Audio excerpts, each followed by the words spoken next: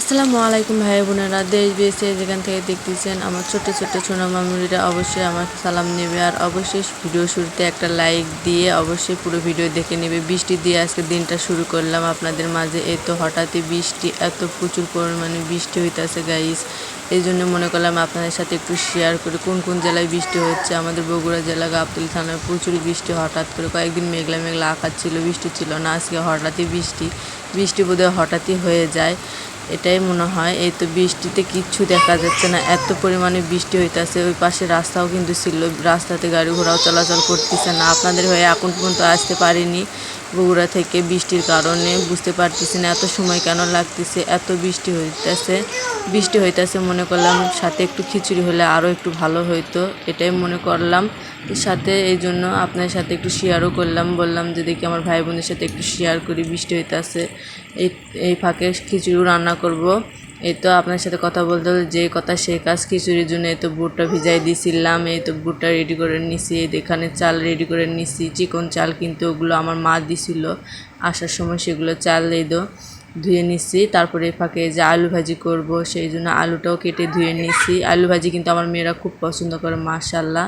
আলু খেতে খুবই ভালোবাসে আমার মেয়েরা। যেখানে পেঁয়াজ, কাঁচামরিচ, রসুন, তেজপাতা নিয়ে নিছি, সব কিছু কেটে ধুয়ে গোছ করে নিছি। কিন্তু গাইস নিয়ে আপনাদের সাথে শুরু করে দিলাম ভিডিও করা, যেহেতু আমার ভালোবাসার ভাই বোনেরা আমার রান্নাবান্না খুবই পছন্দ করে। যেখানে ধুয়ে নেওয়ার পরে আমি চালটা দেওয়ার পরে যেখানে ছোলা বুটটাও দিয়ে দিলাম, দিয়ে পেঁয়াজ কুচি, দারচিনি, সাদা এলাচ সব কিছু মশলাপাতি দিয়ে নিমো। যেখানে হলুদ দিলাম, লবণ, আদা রসুন বাটা দিলাম, দারচিনি, সাদা এলাচ এগুলো দিয়ে দিব, দিয়ে হাত দিয়ে মাখাই রাইস কুকারে বসাই দিব। ঝরঝরা করে কিন্তু খিচুড়ি রান্না করব, ঝরঝরা খিচুড়ি খেতে কিন্তু বেশি ভালো লাগে।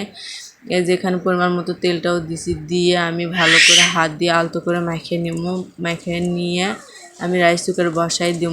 ঝরঝরা কীভাবে করি সেটাও দেখাবো আপনাদের মাঝে। আমি কিন্তু বেশি পানি দিব না, যেটুকু চাল তার অর্ধেক পানি দিয়ে দিব। এখানে ভালো করে মাখানো হয়ে গেছে আমার। আমি কিন্তু রাইস কুকারে মাশাআল্লাহ খুব সুন্দর করে ঝরঝরা করে খিচুড়ি রান্না করে, আপনাদের ভাইয়া অনেক পছন্দ করে।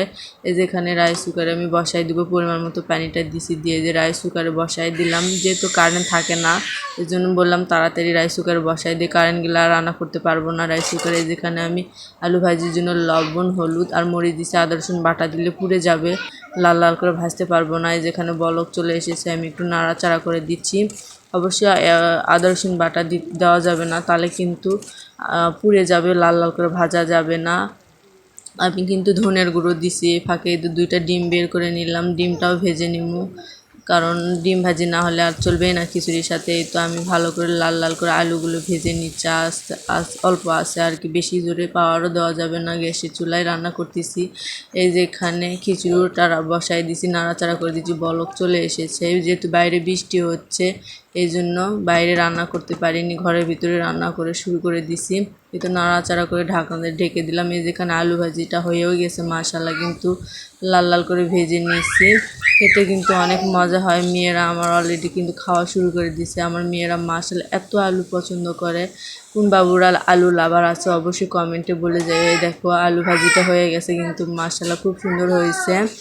যে ফাঁকে আমি ডিমটাও ভেজে নেব, যেহেতু আপনাদের ভাইয়া পেঁয়াজ কাঁচামরিচ খায় না, এই জন্য আপনাদের ভাইয়ের জন্য লবণ দিয়ে আমি ডিমটা ভাজি করে নিচ্ছি। আপনাদের ভাইয়া পেঁয়াজ কাঁচামরিচ দিয়ে ডিম খেতে পারে না, গন্ধ করে বলে ওকে, এই জন্য আমি আমাদের জন্য পেঁয়াজ কাঁচামরিচ দিয়ে ডিমটা ভেজে নিচ্ছি। এই তো ভেজে নেওয়ার পর খিচুড়িটাও আমার হয়ে গেছে। দেখেন ঝরঝরা কিন্তু হয়েছে, রাইস কুকার হয়তো বোঝা যাচ্ছে না, অনেক ঝরঝরা হয়েছে। আজকের মতো আমি এখানেই বিদায় নিচ্ছি। সবাই ভালো থাকবেন, সুস্থ থাকবেন। কালকে নতুন কোনো ভিডিও নিয়ে আপনাদের মাঝে হাজির হয়ে যাবো আমি হাবিবা।